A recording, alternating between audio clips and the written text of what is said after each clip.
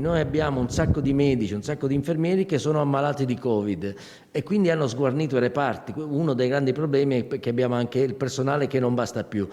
Bisogna che ai medici e agli infermieri vengano fatti i tamponi molecolari e non i tamponi rapidi. I tamponi rapidi hanno una sicurezza del 60-70%, quindi c'è un 30-40% di soggetti positivi che sfugge alla diagnosi. Situazione delicatissima a Padova, in Veneto, per medici e paramedici, secondo l'esponente politico di Italia Viva, ex consigliere regionale e di professione medico all'ospedale di Padova e Adria.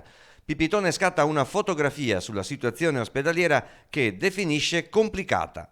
Voglio solo ricordare per esempio che all'ospedale Sant'Antonio la rianimazione ormai è tutta dedicata al Covid, è stato chiuso il 7° piano perché il personale è stato trasferito in altri reparti Covid dell'azienda ospedaliera, l'ospedale di Pieve di Sacco una parte dedicata al Covid, l'ospedale di Cittadella sarà tutto dedicato al Covid dalle notizie che abbiamo, l'ospedale di Campo San Piero una parte destinata al Covid, le rianimazioni sono purtroppo piene e non c'è spazio, quindi vengono spostati i pazienti anche accolti in altri ospedali lontani da dove vengono ricoverati, quindi la situazione è molto complicata. Bisogna dire la verità ai cittadini, perché l'eccessiva tranquillizzare, dire che siamo i migliori, che siamo perfetti, che tutto va bene, eccetera, dà un messaggio distorto. La gente non capisce, secondo me, bene la gravità della situazione. La situazione è molto complicata, bisogna dire la verità ai cittadini. C'è stato sicuramente un fallimento di tutte le attività messe in campo, significa che bisogna cambiare assolutamente strada. La zona gialla,